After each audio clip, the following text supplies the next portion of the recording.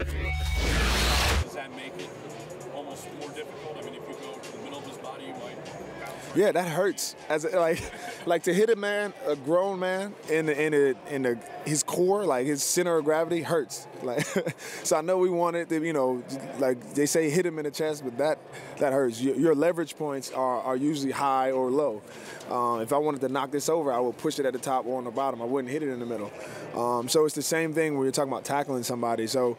All this stuff sounds good on paper, but it's very hard to apply it sometimes. And like I said, I think we've cleaned the game up tremendously since when I first came in the league, and it's something that'll continue to be ongoing. What have you learned from Coach Howell this year? You said what? Coach Howell this year? What has he been able to impart on you in the safety's coach?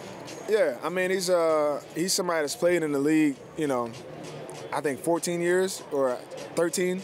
So, I mean, he's trying not to overwhelm me with everything that he knows, but if he sees small things, he's able to correct me. He's somebody that's been a great addition.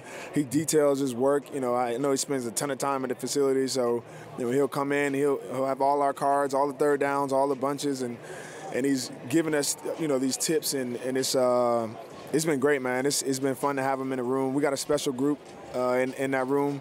He's definitely been a part of it. At this stage of your career, is it those little things that you might pick up from your coach?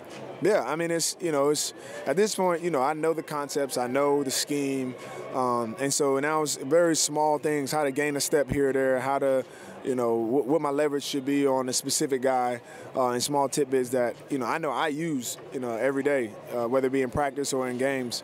And Tim, obviously, to play in the league for as long as he did, you had to know something and been doing something well. And so I make sure I take advantage of that knowledge. Have you ever seen clips of when he played? Because, I mean, he used to play in a way that you were just talking about can't be done. Yeah, I haven't, but I've heard about it. That, you know what?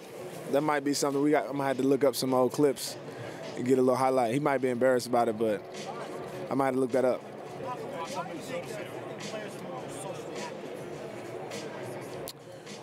Well, I think, prior to 2016, you've had a lot of guys that were in the communities and doing things to serve their communities. But I think what Colin has done, or what Colin did when he took a knee, is he gave an example of just how much influence we have as athletes if we choose to use the platform that we stand on. And then what happened after that is you saw more and more athletes get involved, get active, and that became even louder. That platform got even bigger.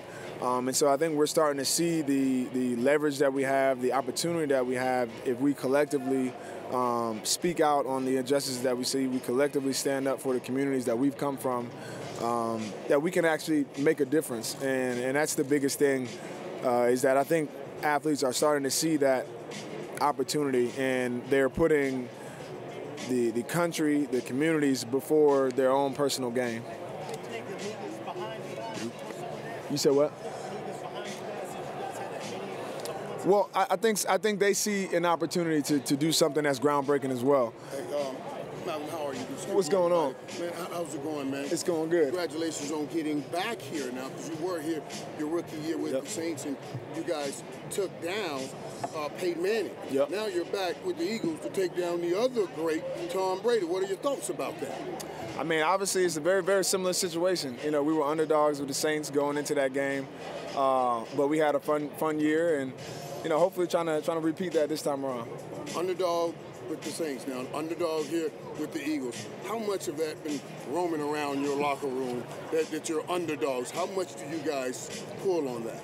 Well, I think everybody's just starting to label us underdogs since we got in the postseason. But to be honest, we felt like underdogs our entire lives and all season. Most of the guys who've come here have been cut, traded, or drafted too low. And everybody's had a chip on their shoulders. And really, we've been, given the short end of the stick the entire year. But we've stuck together. We believed in the guys next to us and continue to rack up wins. When Nick Foles stepped in, when you lost Carson Wentz, you stepped in, you started talking to the team. What did you say when Nick Foles became the starter to your team? Well, we were playing the Rams and we're trying to win the NFC East. Carson goes down, Nick steps in, we win that game. And in the locker room, I wanted to just tell the team, like, don't let anybody come in here and change your mind about who you are. All year we've lost guys. All year we've stepped up and answered the bell. All year we stayed together and believed in ourselves. And now that Carson is going down, that doesn't change anything. It sucks. We love Carson, and for him as a player in the year that he was having, that was terrible. But all our goals and dreams are right in front of us, and I wanted to make sure that we understood that before the media came in and started, trying to plant seeds of doubt. Well, speaking of answering the bell, your wife, she's been answering the bell. No doubt. You guys just had a new baby girl. Tell us the baby girl's name and tell us about this week. You got the baby girl, you got the Super Bowl. Have you been able to get any sleep? Well, first, we have my second daughter named Salah Nola Jenkins. And my wife is a champion. Regardless of what happens this week, she's been picking up she's been holding the weight this week to make sure I get some sleep. Obviously, we got out here a couple days, so I've been out here by myself getting some good sleep in the hotel.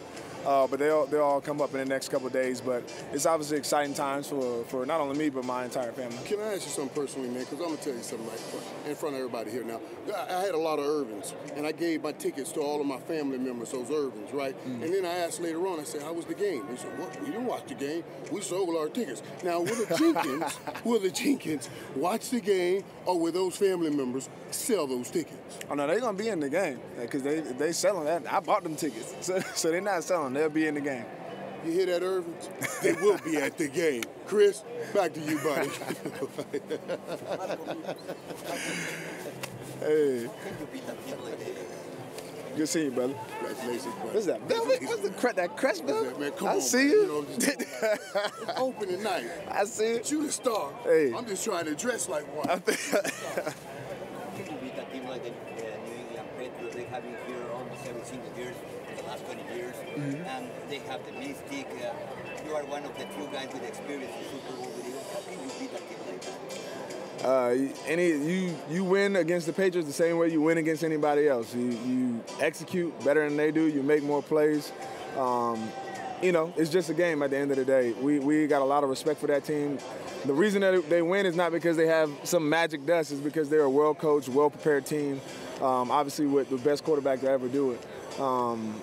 But we feel really good about the players that we have in our locker room as well. Our defense, our offense, our special teams groups, our coaching have us well-prepared every week. And so we're excited to be able to have an opportunity to compete against a team like that on a stage like this. What is the best advice that you can tell teammates that you have been here before? Yeah. Were with the Saints. What can you tell them?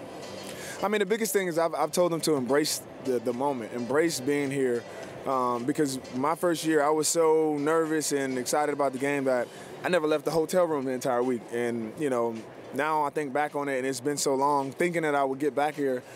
It's 8 years later. You don't know when the next time you'll come back. So you got to enjoy the moment, enjoy all of the things that we've worked so hard to get to, and obviously prepare like you need to. Take care of your body while we're out here. Don't get distracted, but enjoy the moment because we're prepared. We're going to play hard. We're going to compete, and the rest will take care of itself.